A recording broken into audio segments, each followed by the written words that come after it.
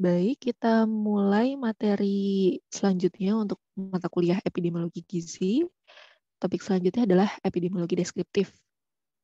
Ada banyak lanjutan epidemiologi deskriptif ya selain sesi ini, namun untuk sesi ini yang akan kita pelajari spesifiknya adalah ukuran orang, tempat, waktu, serta proporsi, rate, dan rasio.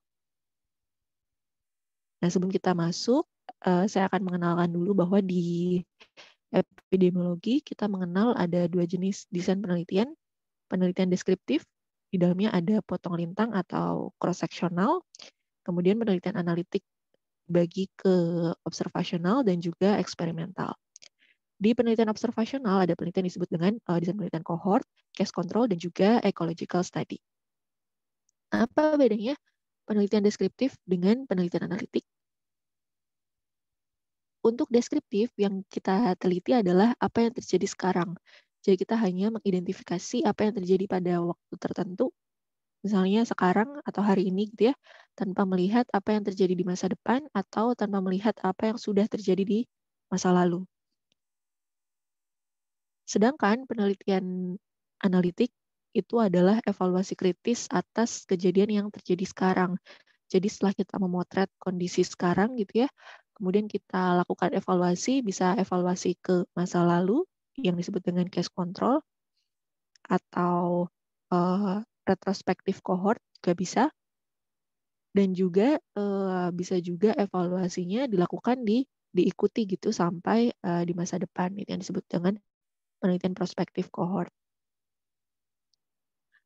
Nah, untuk sesi ini kita akan fokus pada epidemiologi deskriptif, di mana di dalamnya salah satu desain study yang ada di dalamnya adalah desain study cross-sectional.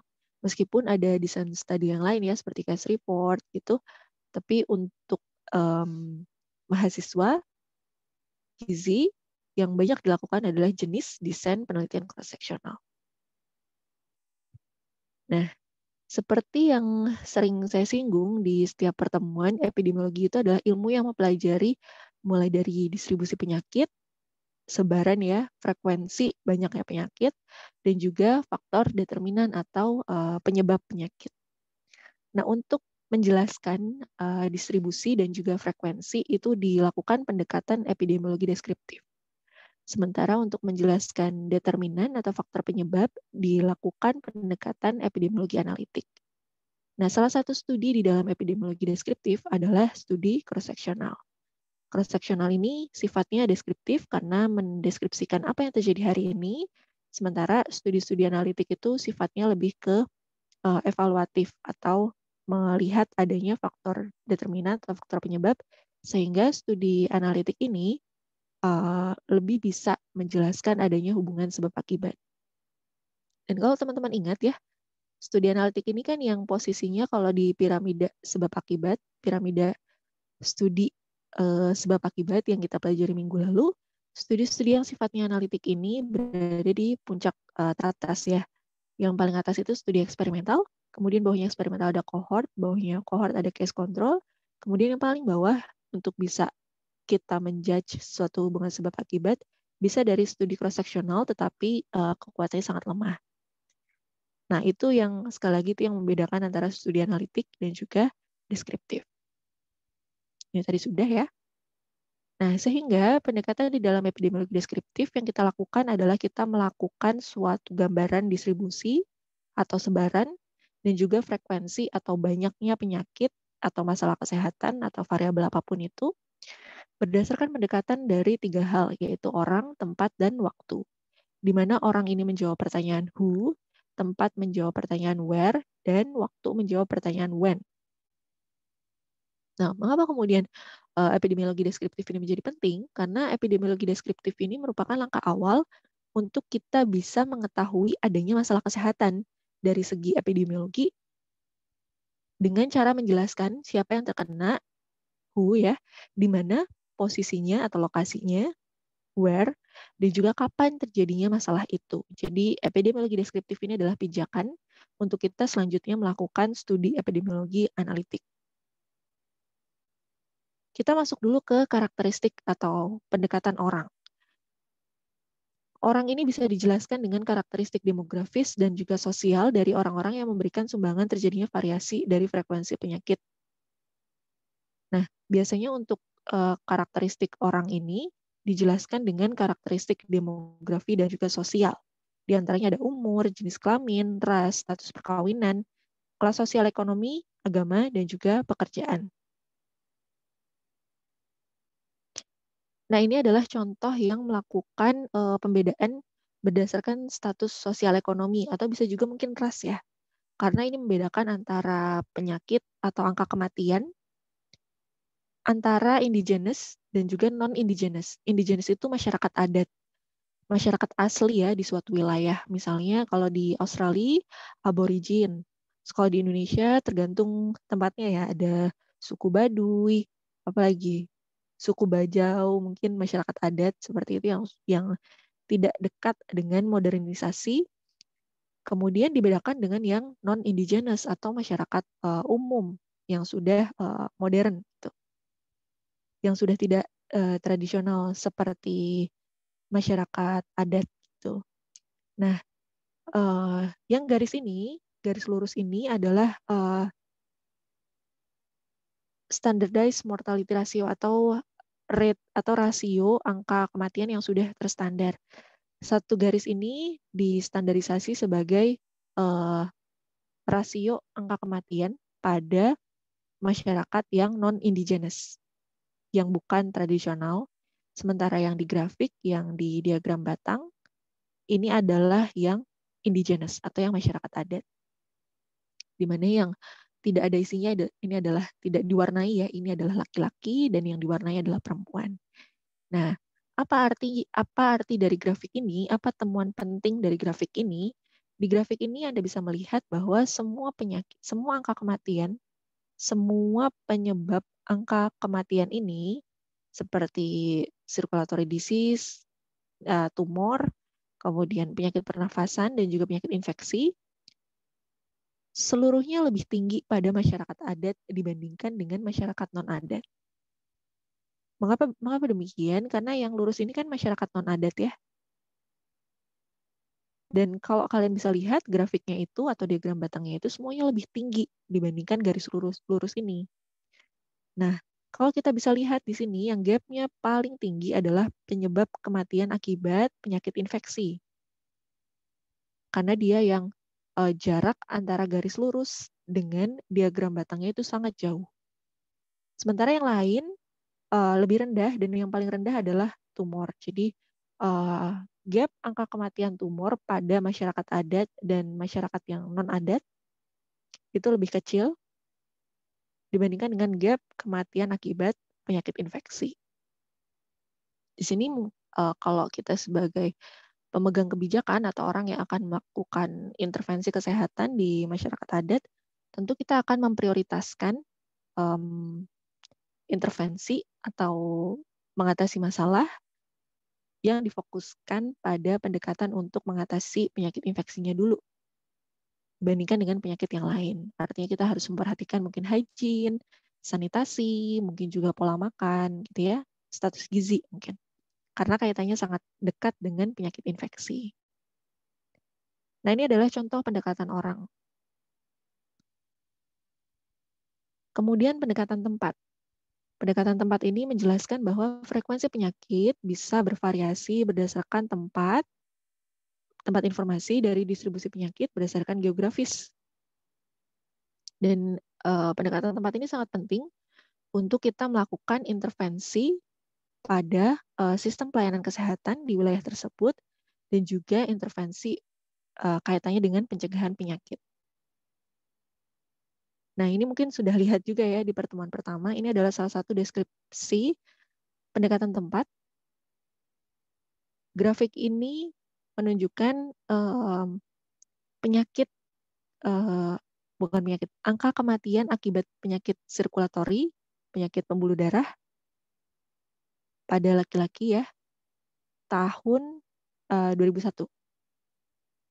Di sini grafik ini menunjukkan angka kematian per 100.000 per tahun. Nanti kalian akan belajar rate ya. satuannya per 100.000 per tahun. Misalnya kalau di Jepang ini kan angkanya menunjukkan, grafiknya kan menunjukkan sekitar angka 100, ya katakanlah 110 ya.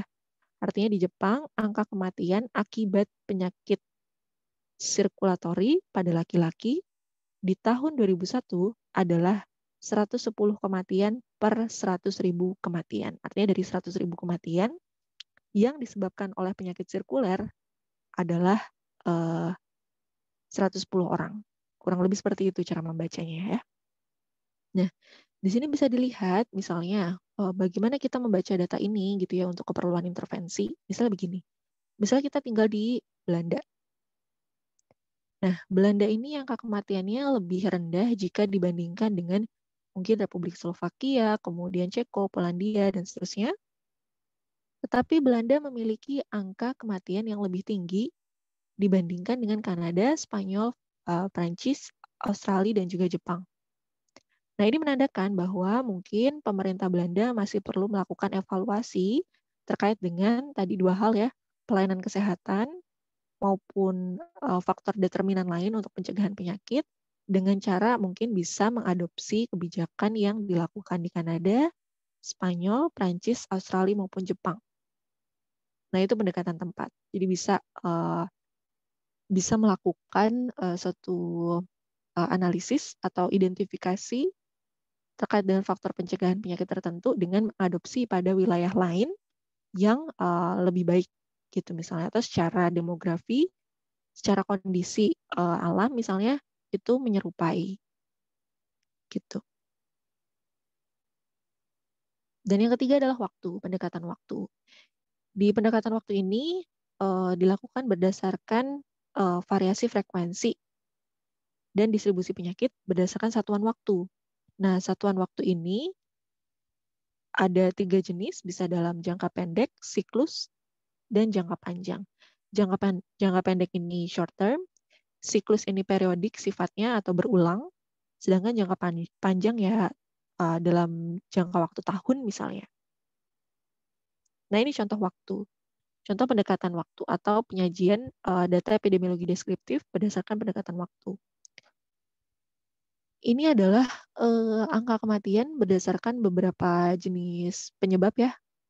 Untuk yang diamond ini penyakit jantung, kemudian yang kotak ada warnanya kanker paru, kemudian segitiga ada warnanya ini kanker paru pada perempuan, yang lingkaran ada isinya ini diabetes, kemudian yang diamond ada warnanya ini AIDS, dan yang segitiga tidak ada warnanya ini adalah akibat kecelakaan kendaraan.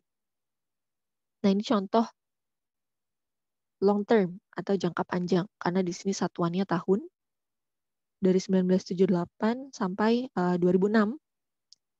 Ini angka kematian rate-nya dalam satuan per 100.000 per tahun. Artinya angka yang ditunjukkan di sini adalah per 100.000 kematian.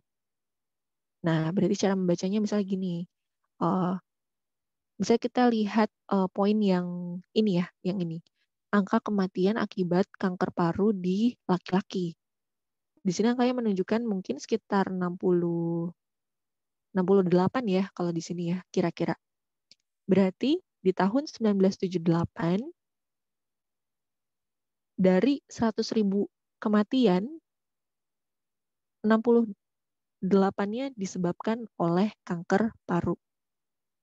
Atau karena ini sudah spesifik jenis kelamin, maka di tahun 1978 dari 100.000 kematian laki-laki di tahun tersebut, 68-nya disebabkan karena kanker paru-paru. Nah, begitu ya. Contoh lain, misalnya ini kan 20 ya. Apa lingkaran ada isinya diabetes K. Tidak ada perbedaan jenis kelamin ya, diabetes pada semua jenis kelamin K. Berarti di tahun 1978 dari 100.000 kematian 20 kematian disebabkan karena diabetes mellitus. Artinya di 1978 penyebab apa yang paling tinggi menyebabkan kematian di US? Berarti yang paling tinggi yang ini, diamond yang nggak ada warnanya apa tadi?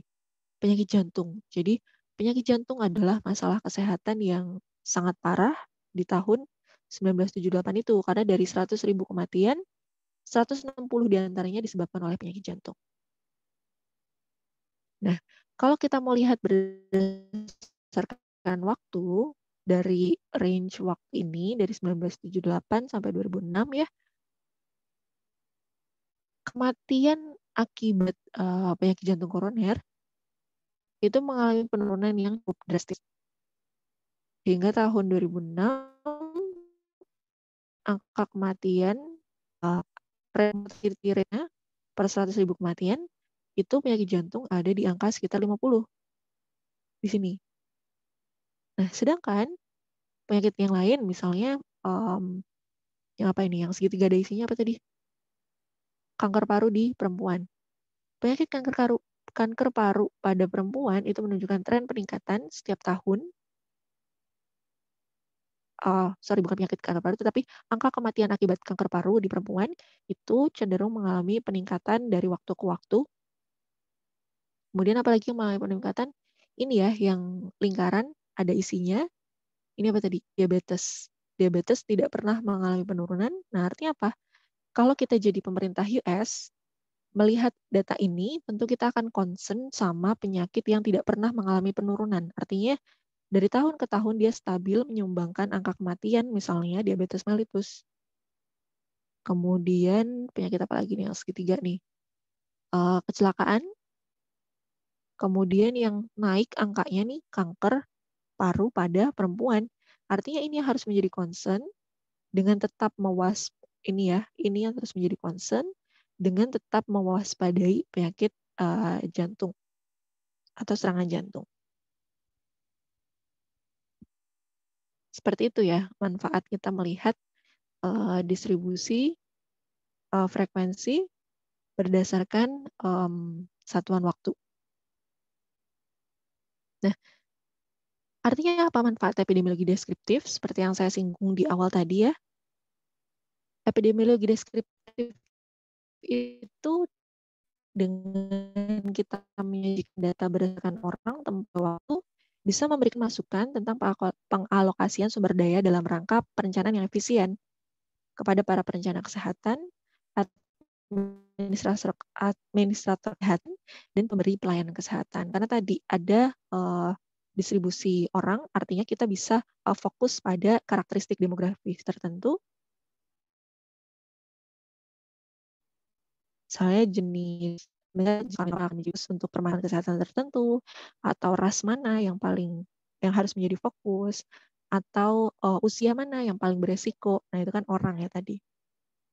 Kemudian tempat misalnya. Artinya kita bisa tahu mana fokus-fokus lokasi atau tempat atau negara yang masih membutuhkan perhatian lebih untuk diberikan intervensi atau pencegahan penyakit tersebut. Kemudian dari waktu kita bisa melihat tren peningkatan atau tren penurunan yang artinya bisa menjadi rujukan bagi kita untuk kemudian kita tahu harus melakukan intervensi fokus pada tren penyakit mana yang mengalami kenaikan dari tahun. Manfaat yang lain, epidemiologi deskriptif bisa memberikan petunjuk awal untuk merumuskan hipotesis bahwa suatu variabel adalah sebuah faktor resiko penyakit. Hipotesis tersebut kelak akan diuji lebih lanjut dalam studi analitik. Jadi kalau di epidemiologi deskriptif, seperti salah satunya studi cross-sectional ya, kita mungkin tidak bisa bilang bahwa suatu variabel adalah faktor resiko, atau kita tidak bisa menunjukkan adanya, kita tidak bisa menyimpulkan adanya hubungan sebab akibat antara dua variabel misalnya. Misalnya antara merokok dengan hipertensi. Karena pengumpulan datanya dilakukan di satu waktu kan, kalau cross-sectional, jadinya kita nggak bisa bilang kalau misalnya dari hasil uji statistik ternyata terdapat perbedaan antara merokok dengan hipertensi, tetapi kita nggak bisa langsung bilang itu adalah hubungan sebab akibat, karena tadi yang saya bilang, cross-sectional itu memiliki kekuatan yang lemah dalam menunjukkan hubungan sebab akibat. Nah, ketika kita sudah melakukan penelitian deskriptif berupa cross-sectional, maka sebenarnya itu berpotensi bagi kita untuk melakukan studi lanjut dalam analitik. Misalnya kita lakukan studi case control dari satu penyakit, misalnya hipertensi gitu ya. Kemudian dilihat riwayatnya apakah dia merokok atau tidak. Nah, itu sebenarnya menjadi satu pijakan ketika kita tahu di wilayah tersebut ada penyakit hipertensi dan angkanya tinggi dari studi cross-sectional tadi. Ketika kita sudah tahu hipertensinya tinggi, kemudian kita lakukan studi analitik untuk kemudian mengetahui apa faktor risiko atau penyebab dari hipertensi itu. Berdasarkan studi, misalnya cross-sectional case control atau cohort misalnya.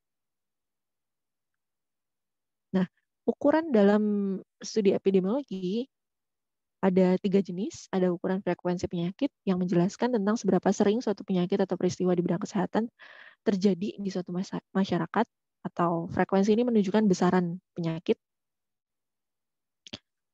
Ranahnya deskriptif ya. Kemudian ukuran asosiasi yang kedua ini menunjukkan keeratan hubungan atau ya karena asosiasi kan namanya, asosiasi itu artinya hubungan. Ukuran asosiasi ini memperlihatkan keeratan hubungan antara satu faktor studi dengan penyakit atau masalah kesehatan tertentu. Kemudian ukuran dampak. Ukuran dampak ini memperkirakan suatu faktor studi terhadap terjadinya penyakit masalah kesehatan. Saya kalau di ukuran asosiasi itu yang kaitannya dengan epidemiologi analitik, frekuensi penyakit tadi yang atasnya epidemiologi deskriptif, dampak potensial ini juga epidemiologi analitik. Misalnya kita menggunakan uji statistiknya regresi. Regresi itu kan untuk memprediksikan, untuk memperkirakan resiko suatu penyebab terhadap penyakit. Ukuran asosiasi misalnya bisa dilakukan uji statistik beda min atau uji statistik beda proporsi kayak gitu. Kalau masih ingat statistik inference ya. Sedangkan dampak potensial sama-sama analitik, tapi uji statistiknya mungkin bisa pakai tadi yang saya bilang regresi. Regresi atau pemodelan untuk memperkirakan besaran resiko faktor tersebut untuk menyebabkan suatu penyakit. Oke, kita sekarang masuk ke topik selanjutnya, yaitu tipe kuantitas matematis atau dasar perhitungan di dalam menunjukkan besaran masalah kesehatan ya. Ada 3 jenis, yaitu proporsi, rate, dan rasio. Sebelum sampai sana, kita harus pahami dulu konsep pembilang dan penyebut di dalam pecahan. Di sini A sebagai pembilang, B sebagai penyebut, atau di EPID kita bilangnya A itu adalah numerator, B itu denominator. Nah, apa saja yang bisa menjadi numerator? Bisa berupa frekuensi atau jumlah kasus yang sedang kita amati. Kemudian kasus adalah subjek pengamatan yang mengalami kejadian atau akibat yang tidak diingini, atau kasus itu adalah penyakit gitu ya. Tapi tidak hanya penyakit, bisa juga kejadian cacat, kasus kematian, atau tidak produktif, tidak disiplin, gagal. Artinya ada kasus itu ya berarti yang bermasalah gitu ya. Nah, di dalam EPID bisa dibedakan 2 jenis kasus, yaitu kasus insiden dan kasus prevalence. Kalau kasus insiden itu kasus baru, munculnya kasus baru, misalnya kalau di COVID ya kasus harian itu insiden, kasus hari ini 2000, nah itu insiden. Sedangkan kasus prevalence itu kumulatif atau keseluruhan. Misalnya hari ini 2000, terus total kasus COVID misalnya, saya nggak tahu sekarang COVID itu sampai berapa ya di Indonesia, mungkin ratusan ribu ya, mungkin 200.000 total keseluruhan kasus COVID, nah itu yang disebut dengan prevalence. Kemudian penyebut atau denominator. Denominator di dalam EPID itu bisa jumlah populasi yang beresiko, artinya populasi keseluruhannya yang memiliki peluang untuk mengalami kasus. Kemudian populasi yang terikat atau populasi yang anggotanya telah ditentukan sejak awal periode pengamatan dan tidak bertambah selama masa pengamatan. Dan populasi yang dinamis atau populasi yang selama periode pengamatan bisa bertambah atau berkurang. Intinya populasi, B itu adalah populasi. A itu kasus. Oke, yang pertama tadi kan kita mau belajar proporsi, rate, sama rasio ya. Yang pertama proporsi. Proporsi adalah bilangan pecahan yang pembilangnya merupakan bagian dari penyebut. Pembilang itu kan tadi A ya. A ini adalah bagian dari A plus B. Jadi penyebutnya adalah gabungan antara yang kasus dan yang tidak. Kemudian proporsi sering dinyatakan dalam persen. atau prevalensi ya, kalian sering bilangnya prevalensi, tapi nggak semua proporsi itu prevalensi, seperti yang tadi dibilang di sebelumnya ya, proporsi itu bisa berupa insiden. Proporsi tidak mempunyai unit ukuran karena unit ukurannya adalah persen, dan karena dia bentuknya persen, maka rentangnya terletak antara 0 sampai 1. Dan bisa dikalikan dengan 100, karena tadi kita menyajikan proporsi biasanya dalam bentuk prosentase. Misalnya 28/56 itu kan sebenarnya 0,5. 0,5 dikali 100, 50. Berarti 28/56 itu adalah 50%. Artinya, atau interpretasinya, ada 28 kasus dari 56 orang. 56 ini gabungan kan, berarti antara yang kasus dengan yang tidak. Berarti proporsi kasus adalah 50%. Jadi seringnya disajikan dalam bentuk persentase. Kemudian rasio. Rasio adalah pecahan yang pembilangnya tidak termasuk dalam penyebut. A per B.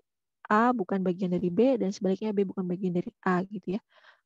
Artinya yang masuk ke dalam A itu adalah kasus, dan yang masuk ke dalam B adalah yang bukan kasus. Jadi beda dengan proporsi. Kalau yang proporsi, baik kasus maupun yang bukan kasus masuk ke penyebut.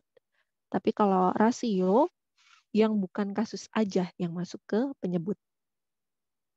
Artinya rasio itu membandingkan antara dua hal yang berbeda. 1/2, 1/3, yang merokok dibandingkan dengan yang tidak merokok misalnya. Ada rasio yang memiliki ukuran dan ada yang tidak memiliki ukuran. Rentangnya dari 0 sampai tidak terhingga karena dia bukan bukan desimal.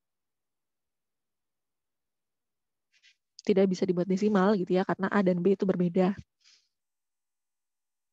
Dan yang terakhir adalah rate. Rate ini adalah perubahan segera atau potensi untuk berubah terhadap satu unit besaran atau kuantitas tertentu terhadap perubahan unit kuantitas yang lain. Biasanya perubahan kuantitas yang kedua adalah waktu, memiliki satuan pengukuran, rentangnya dari 0 sampai tidak terhingga. Kemudian rumus rate adalah numerator per denominator dikali dengan frekuensi. Numerator adalah jumlah orang atau individu yang mengalami peristiwa. Denominator adalah jumlah populasi beresiko atau jumlah total orang atau jumlah keseluruhan individu atau ya populasi. Artinya numerator bisa masuk ke dalam denominator, mirip seperti proporsi tadi, tapi ada F di sini. F adalah faktor pengali, biasanya kelipatan 10, karena kita ingin mengkonversi rate dari suatu fraksi ke jumlah keseluruhan. Artinya kita ingin menyajikan suatu proporsi dalam satu satuan frekuensi. Faktor pengali ya, biasanya kelipatan 10 bisa 10, 100.000, 10, 100, 1000, atau 100.000. Rate juga dapat berarti suatu pernyataan numeris dari frekuensi kejadian yang terjadi di dalam suatu kelompok dalam satu periode tertentu. Sinonimnya adalah tingkat, laju, misalnya seperti ini. Contoh, pada tahun 2004 ada 100 kasus demam berdarah di satu kota yang berpenduduk 1.250.000 orang. Berapakah rate kasus demam berdarah di kota tersebut? Nah, rate itu kan kasus per populasi, sama seperti proporsi ya, proporsi prevalence maksudnya. Nah, berarti kalau kasus per populasi berarti 100 per 1.250.000 orang. Artinya satu kasus per 12.500, tinggal disederhanakan aja. Atas bawah dibagi 100, atas dibagi 100, bawah dibagi 100, berarti kan nolnya dicoret 2 ya. Satu kasus per 12.500 orang, atau bahasa lainnya, rate demam berdarah bisa kita bahasakan sebagai 8 kasus per 100.000 orang. Nah, dari sini tadi atas bawah sama-sama dikali 8. 8, 1 kali 8 kan 8. 12.500 dikali 8 itu 100.000. Artinya 8 kasus per 100.000. Mana yang lebih mudah untuk diinterpretasikan? Tentu saja yang bawah kan. Kalau yang bawah kita bisa melihat bahwa dari setiap 100.000 orang ada 8 kasus. Kalau yang atas, dari 12.500 orang ada 1 kasus. Itu jauh lebih sulit menginterpretasikan. Rate itu sama halnya dengan yang tadi kita bahas di ukuran orang atau tahun ya, contohnya misalnya ini. Ini adalah rate, mortality rate spesifiknya, atau rate angka kematian. Mortality itu angka kematian. Cuma kalau ini disajikannya per 100.000. Per 100.000. Jadi angka kematian tadi disajikannya di setiap 100.000 orang. Itu yang disebut dengan pengali tadi atau F tadi. Yang ini juga 100.000. Kalau yang ini standardized, bukan rate. Ini sudah bentuknya rasio. Jadi rate itu faktor pengalinya bebas. Tergantung mau kita menyajikan datanya per berapa orang. Kalau kebetulan dapatnya 12.500 ya tinggal dikali 8 supaya dapat 100.000. Bisa nggak per 1 juta? Bisa, tapi jadinya per kasusnya kan jadi lebih besar ya. Membayangkannya akan lebih susah. Jadi yang disajikan prefer lebih kecil satuannya supaya lebih tergambar. Kenapa nggak 0,8 kasus per 0,8 kasus per 10.000 orang? Kenapa nggak 0,8 kasus per 10.000 orang? Kan kasus ini kan kasus suatu penyakit ya. Melihatnya dari per satu satuan orang gitu. Kalau 0,8, masa iya orangnya dibagi nggak jadi satu orang utuh gitu. Lebih cenderung seperti ini. Jadi utamakan penyajian hasilnya per satu satuan atau satu angka seperti ini, tidak pakai desimal. Ataupun kalau harus pakai desimal, biasanya lebih ke 8, sekian daripada 0, sekian. Jadi desimalnya ke depan. Bentuk khusus dari satu proporsi, ini definisi lain dari rate, bentuk khusus dari suatu proporsi yang memuat waktu atau faktor lain sebagai denominator, tergantung penyajian hasilnya. Misalnya, tadi kan per orang.